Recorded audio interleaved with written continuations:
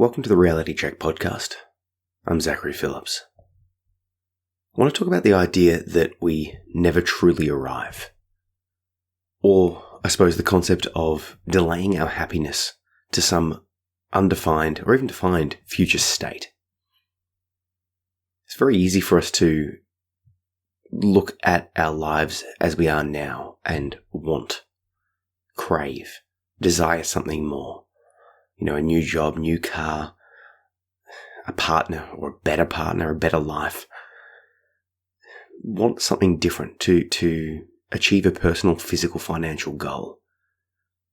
Basically to be somewhere else, to get something more. And then we're like, okay, well, when I've got that thing, I'll be happy. When I'm there, I'll be happy. When I've made it, I'll be happy. If only I have this, I'll be happy. But then inevitably, we either don't get it, or even if we do get it, we're a different person at that time. And we get a little bit of joy, but the joy quickly dissipates. And I'll prove it to you. Think of what you wanted a few years ago, or 10 years ago. I'm sure that you have some or all of those things. You've definitely got some of those things. But now you're a different person with different problems, with different needs, desires, and wants. Now you're used to having that thing.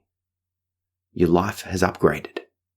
You got the job, but now you want a pay rise, or you want a new car, a new house.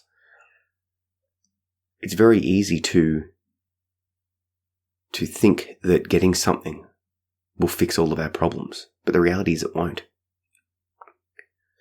My example is, when I was 16, I moved out of home.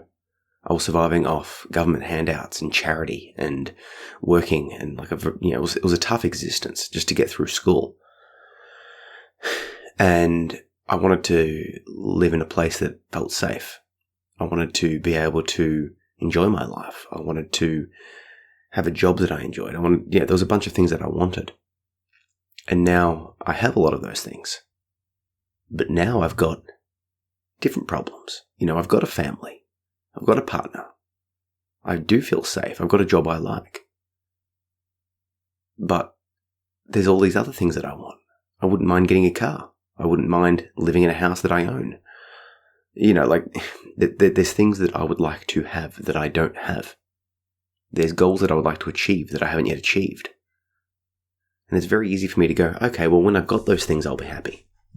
Just like back in the day, I thought when I had the things I've got now, I'd be happy. If I delay my my happiness to a future state, chances are I will not be that happy. Chances are that there'll be a momentary, for a few minutes, a few hours, a day where I'll be elated, where I'll be good. But then these cravings will come back. So what do? What's the answer here? There's a couple of responses. The first one is, as always, mindfulness meditation. When our mind wanders away, when it starts craving, starts desiring something, rather than falling into it and instantly just living in that craving sensation, we can instead take a step back, note that we're having that thought, appreciate that thought, and maybe even, set those things up as a goal, but not become associated with it. It's like, yeah, it would be good to have that thing. Cool. I'm going to be over here focusing on my breath in the present moment. And that relates to the second thing, which is gratitude for your life now. What do you have in your life now that you're appreciative of? What is good? What do you have that you wanted? What do you have that you thought you'd never have? What are you doing that brings you joy? What are the people in your life like that bring you joy? What's good about your life? And there will be something good about your life.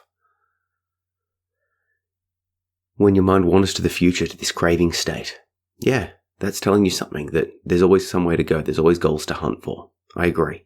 I'm massively advocating to pursue your dreams, provided that you do take some time to live in the moment and enjoy it. Enjoy the process. Enjoy what you're doing and how you're living and what you're going through right now. Because really this is your life, right? If you delay your gratification and appreciation and acceptance for some future state, it's a recipe for disaster. I don't know the best way to judge life success, but I'm fairly certain it has very little to do with income or the stuff you own. I think it's more likely to do with your general level of happiness or general level of suffering. If you could tally up the moments of your mind that are positive feelings, negative feelings, and neutral feelings, I would imagine that if you were 51% or more positive or neutral, more of the positivity or, neutral states compared to the negative states, that seems like a successful life. But if we're always craving the future, it sort of kind of doesn't matter what we've got. You can have far more than I do and be depressed and be miserable and be craving more. You can have far less than I do and still be in a good mental state. Now, this isn't discounting the legitimate suffering that people have, but the fact of the matter is no matter where you are, no matter who you are, you will feel a level of suffering, because suffering comes from craving. It comes from desiring something different.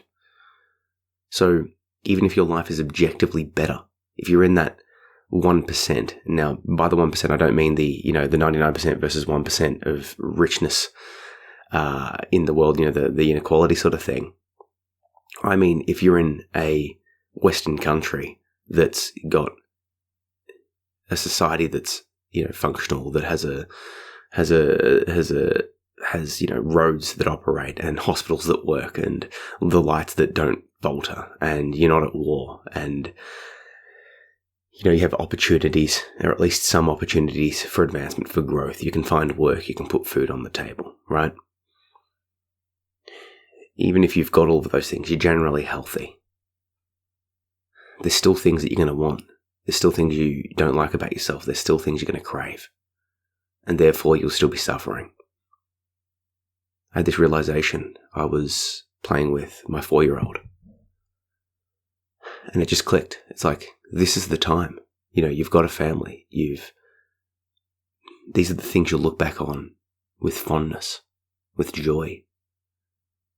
So, my God, Zach, be in the moment right now. Live this life right now. What are you waiting for? Another example was a out-of-state friend invited us, the family, up for a holiday. And my instant reaction to most things is to say no, because I'm just waiting for some future time when I've got enough income to support myself, when my mental state's fine, when, right? When the lights are all green, but the lights are never going to be all green. And yeah, it'll be a hassle to go. Yeah, there'll be bad points about going, but the goodness of doing it will far outweigh the bad, both for myself and for my family, the joy it'll bring my son, all of that sort of stuff. Because it's very easy to delay gratification, delay living life, delay relaxation for some time in the future. What's the point of living a disciplined life? What's the point of living a structured life if you don't have the opportunity to break it, or if you can't take some time to actually enjoy the fruits of your labor? The fruits of my labor in this instance is, the joy of the family, using the physical things that I own, of enjoying my healthy body, because everything's going to change, and that's reality. And there's always something more to crave. So I think the best approach is to live in the moment, to embrace the moment, to be mindful, to notice your thoughts coming and going. And when they go to craving, acknowledge them and return your focus back to the present moment, back to the breath. So once again, I just want to highlight that I'm doing the Mindful Mornings, 6:40 a.m. Australian Eastern Standard Time on Instagram Live. You can find it at Zach P. Phillips, and on YouTube and on IGTV for the replays. I'm doing it every day, trying to at least. I'm up to session 9 as of recording, and by the time this comes out, it'll be quite a long way along there. It's all based on the stuff from my book, Mindfulness: A Guidebook to the Present Moment. And basically the idea is that I want to develop a little community here. I want to grow. I want to give other people the gift of mindfulness, because I believe that if we could all be a little bit more mindful, the world would be a better place. Yeah, there would still be bad stuff. Yeah, stuff would happen. But if we could approach the solutions mindfully from a calmer, detached perspective where we're observing the situation and not responding out of emotionality or fear or anger or any of those sort of things, at least a little bit, we'd be able to approach the problems that we all face, that humanity faces, in a better, more enlightened state. I'm not talking about enlightened as in nirvana. I'm talking about enlightened as, a humanist perspective, as, approaching things from not just our selfish, subjective personal point of view. We'd be able to look at things more as they are, for what they are, and address them from there, without such a personalized investment in it. And if we could all be enjoying the present moment a bit more so, we wouldn't be so desperate to fill the gaping hole in our minds with more stuff. So I don't know, if you're interested in these mindfulness sessions, like I said, 6:40 a.m. Australian Eastern Standard Time on Instagram at Zach P. Phillips, or consider grabbing a copy of my book, Mindfulness: A Guidebook to the Present Moment. I'm putting it out as a paperback ebook and audiobook, but I'm also releasing it chapter by chapter for free online. I'm hoping to release a chapter each week, basically so that you can get started now. I don't want to put something as valuable as meditation behind a paywall.